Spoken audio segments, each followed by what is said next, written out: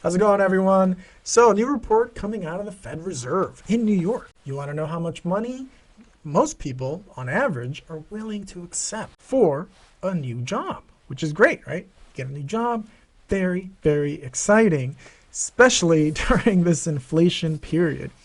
But the average American job seeker is not willing, supposedly, not willing to accept anything lower than about 73,600. The Federal Reserve of New York calls it the reservation wage. This is the figure that most people have sort of as an expectation of finding a happy spot, okay? A nice, cushy job. That's their desired wage. Now, what's interesting is that this is about $800 higher than the last report back in July, okay?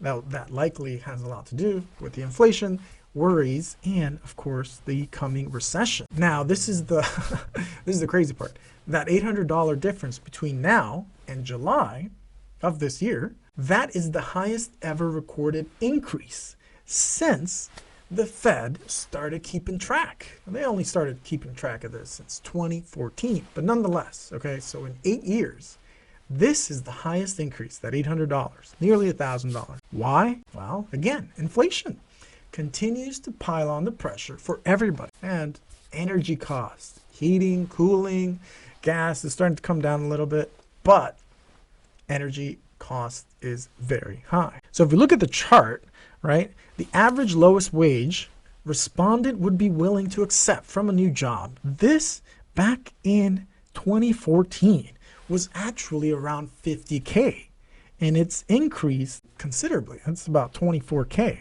So it's pretty interesting. The job offer wage expectation, these are averages, okay?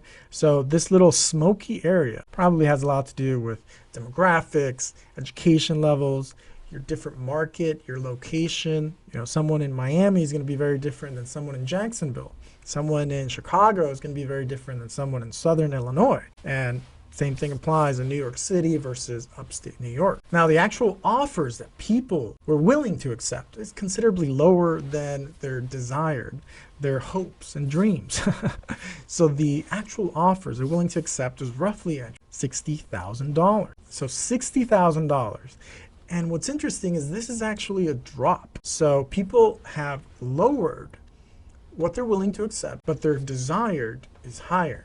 So that means people are desperate, okay? People are hurting for money. Now, what is interesting is that a lot of people have actually dropped out of the employment market, okay? So people are not participating in employment, and mostly men. A lot of men it's pretty sad. Even CNN made a story. Men are dropping out of the workforce. Here's why. Of course, I don't believe their reasons. Essentially, they kind of blame it on the whole gender fighting and whatnot, but just because more women are joining a certain workforce doesn't tell us anything about why men would be leaving. So the CNN piece actually only offered kind of a little kind of rosy, kind of BS-y explanation. They're saying that a lot of these guys are actually becoming stay-at-home dads. Now, that might be true for a very tiny percentage of the population. That tiny percentage is actually roughly about a couple of hundred thousands of guys, okay? But there are millions and millions of men that have left the workplace. And these guys are not counted in the supposed record unemployment rate. They're not counted because they are technically out of the workforce. And this is estimated to be at about 6 million missing men from the workforce. It is a tragedy, I would say. And these aren't just like old dudes who are unhealthy, obese, and basically have a foot in the grave. These guys are prime age. It says the average age is 25 to 54 who are out of the workforce for a variety of reasons. It's pretty crazy. And this number is actually climbing. It's been climbing since the 70s. Check this chart out. Percentage of prime age men, 25 to 54, not in the labor force. This is from the Bureau of Labor Stats. That's pretty crazy. Prime age men. And look at the percentage. You're going from 3% to roughly about 5.5%, depending on the time period. But this is massive, massive number. Now, if we look at the chart for the women, this is pretty wild. This is pretty wild. There's fewer prime age women today that are out of the labor force. So that means that more women are now working than they used to be working. So women tend to remain out of the labor force in larger numbers for a variety of reasons, traditional family structures, etc., etc. But what is wild is that as more women have joined the labor force, right? Look at this chart. Throughout the years, more men have left. Another chart. This one includes the wages and social status. One thing that is very obvious is a lot of the labor participation actually drops significantly the less education that you have. So labor force participation for any kind of prime-aged male goes down the less education one has. Now, partially, this could be because these guys are hustling, they're under the radar, drug dealing, whatever the hell they're doing.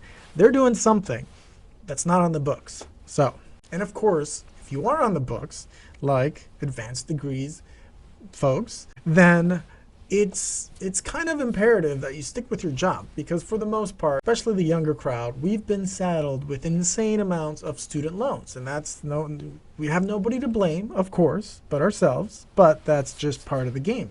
I think on average, most people that I know with advanced degrees do have quite a bit of student loans. In this other chart, we see that those with the advanced degrees, right, have seen kind of an okay relative wage growth throughout the years. And those with no education or little education, we see that actually it's come down, right?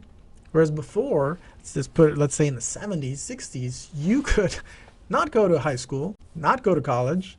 You could afford a 2-car garage, 3-bedroom house, kids, and a spouse can afford to have a stay-at-home partner. And that was kind of the norm. And as time has gone by, as we can see throughout the years, right, throughout the decades, we can see that this is no longer possible for anyone without a college degree or an advanced degree. So now, if employers actually cared about their employees, right, and demonstrated loyalty and real-world behaviors, and of course wages, they wouldn't need to be told BS to stay in the labor force, especially men. I mean, I hate to say it, but it's true. Why? Because a lot of jobs have been outsourced. A lot of jobs have just been exported, and even here domestically, a lot of jobs are actually taken over by foreign employees, and they're exploited too, because of course the company pays them considerably less than they would pay a comparable employee from the States, okay? And this creates a giant gap. This is a big problem. So the exploitation is massive. In a sense, these are signs of kind of a social decay. I would say that this is everywhere. It is pervasive social decay in nearly all aspects of society. And this is creating kind of a problem, because the web of society is dismantling. The fabric itself is coming apart. Big problem. Big problem. Well, anyways, that's it for now, guys. Thanks for watching. Smash a like. Please do subscribe if you haven't. I'll see you in the next one. Can anybody out there hear me? Hear me?